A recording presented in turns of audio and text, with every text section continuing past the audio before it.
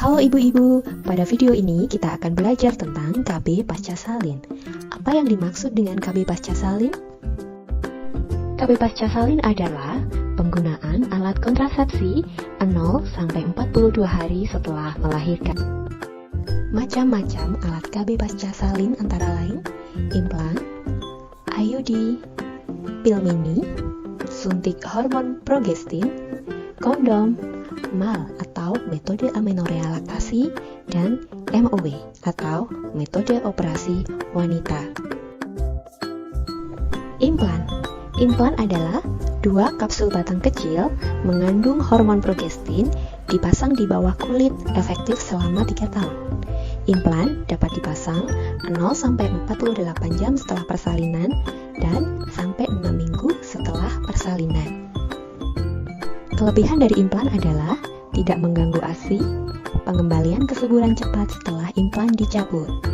Efek samping penggunaan KB implan, perubahan haid bulanan, sakit kepala, rasa tidak nyaman pada payudara. KB IUD. KB IUD terbuat dari bahan plastik polietilen, dililit oleh tembaga, dipasang di dalam rahim ibu. KB IUD dapat dipasang setelah plasenta lahir atau setelah 6 minggu ibu melahirkan.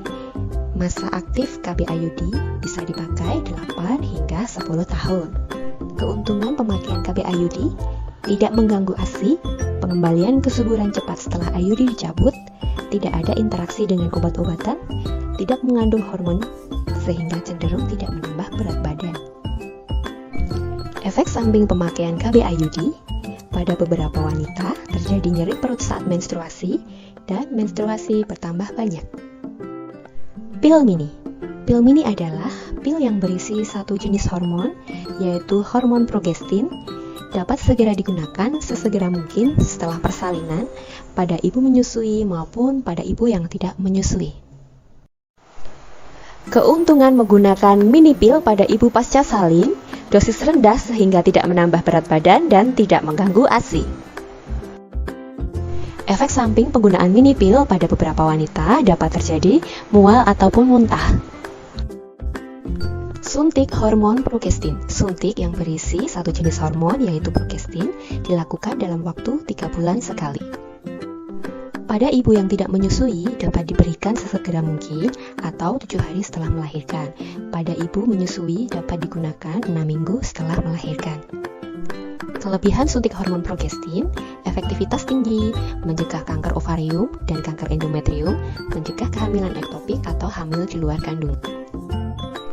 Kekurangan dari suntik hormon progestin, efektivitas berkurang bila digunakan bersama obat TBC dan epilepsi, mual dan sakit kepala, penambahan berat badan, dan perlu waktu untuk kembali ke kesuburan. Kondom. Kondom adalah selubung dari bahan karet untuk menghalangi sperma masuk ke dalam rahim. Kelebihan kondom tidak mengganggu ASI, tidak ada efek samping terhadap kesehatan, dan dapat mencegah infeksi menular seksual.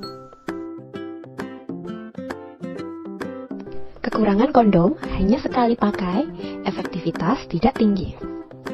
MAL atau metode amenorea laktasi dilakukan dengan cara ibu memberi ASI eksklusif segera setelah bayi lahir sampai umur 6 bulan. Syarat KB MAL, ibu belum mendapat haid setelah bersalin, bayi disusui secara langsung, dan bayi harus disusui secara penuh. Kekurangan KB MAL, perlu persiapan untuk menyusui bayi sejak kehamilan, dan efektivitas tidak tinggi. MOW, metode operasi wanita. MOW dilakukan dengan mengikat atau memotong saluran telur agar sperma tidak bertemu dengan ovum. MOW dapat dilakukan setelah 7 hari bersalin normal atau bersamaan dengan operasi sesar. Syarat MOW, perempuan lebih dari 26 tahun, melahirkan lebih dari 2 kali, dan menandatangani lembar persetujuan suami istri.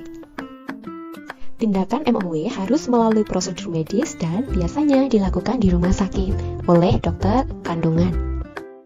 Manfaat KB pasca salin, bila ibu pasca salin pulang sudah terpasang KB, dapat menghemat biaya, waktu, dan tenaga, mencegah kehamilan yang tidak diinginkan, menurunkan angka kematian ibu, menurunkan angka kematian bayi, Ibu menjadi punya waktu untuk mengurus diri dan keluarga, dan keluarga menjadi lebih harmonis. Sebagai tambahan informasi, Puskesmas Ngadirejo melayani pemasangan KB pasca salin 0-48 jam setelah bersalin, yaitu IUD dan implan. Jadi, setelah ibu melahirkan dapat langsung dilakukan pemasangan alat kontrasepsi, implan, ataupun IUD. Untuk ibu peserta BPJS, baik mandiri maupun PBI, gratis dan tidak ada tambahan biaya.